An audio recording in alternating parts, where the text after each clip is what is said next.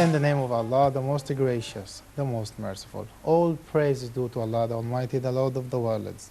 May Allah's peace, mercy, and blessings be upon His final and last messenger, Muhammad. And may Allah's peace, mercy, and blessings be upon each one of you watching this episode of your program, The Revelation. In this episode, we are providing the answer to a very important question that has to do with fasting. And that's, what is the ruling on observing the fasting for those who work in strenuous jobs?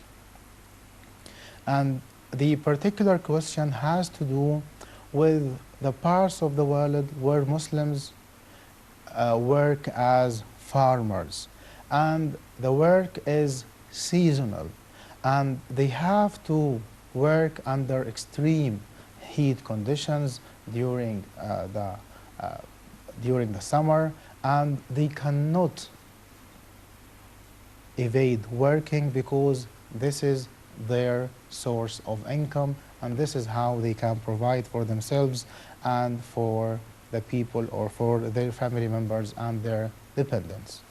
So to start off, my dear viewers, it's very important to start off with highlighting the fact that the noble Islamic Sharia is all about mercy and maintaining the interest of the worshipper of Allah subhanahu wa ta'ala. يريد الله بكم اليسر ولا يريد بكم العسر. In the name of Allah, the Merciful, the Compassionate, God desires ease for you and not hardship.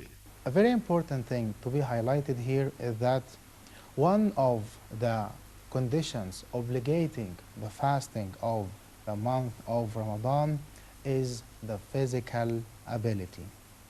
And under the physical ability, which means for the Muslim to be healthy and physically in a position and to have the energy and the ability to observe the fasting, we have this case of a Muslim who has no other source of income other than working during the daylight of fasting, or during the daytime and during the hours of fasting.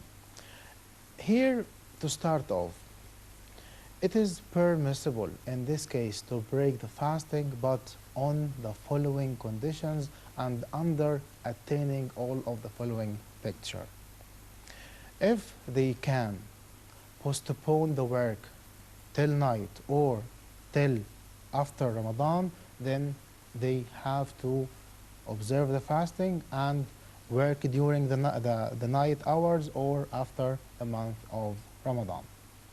But if they cannot do this, i.e. they cannot either postpone the working for the night, or they cannot delay working till after Ramadan, then in this case they may refrain from fasting if such work is their only source of income, and their livelihood and those of their dependents primarily and essentially depend on this source of income.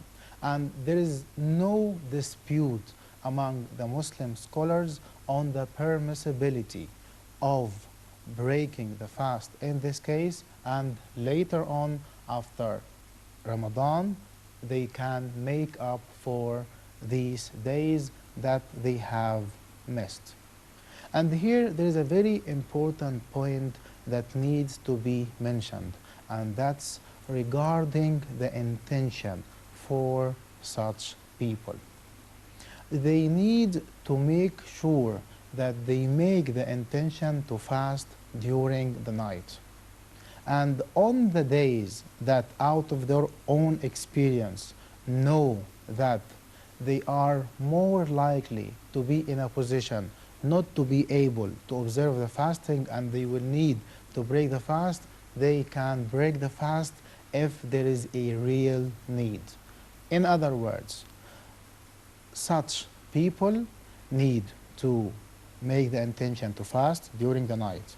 And as they work and they feel that they cannot continue working while they are fasting, in this case they can break the fasting and carry out their duties like harvesting, for instance, and later on, following the month of Ramadan, they need to make up for the days that they have missed, and of course preferably before the coming of the next Ramadan.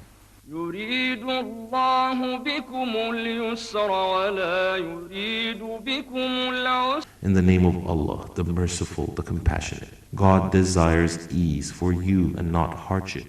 So, regarding this question in particular, for those farmers, if they cannot postpone their work to be during the night or after the month of Ramadan, they may break the fasting of Ramadan, i.e. it's permissible for them, and they have to make the intention to fast.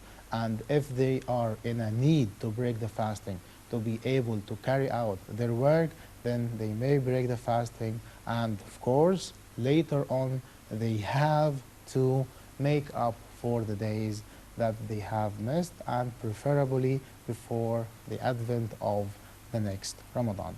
So we can clearly see how the noble Islamic Sharia is all about mercy and taking into consideration the livelihood and the interest of the Muslim. So it is not about charging people to the nose, or it does not go against the benefit and the interest of the Muslim.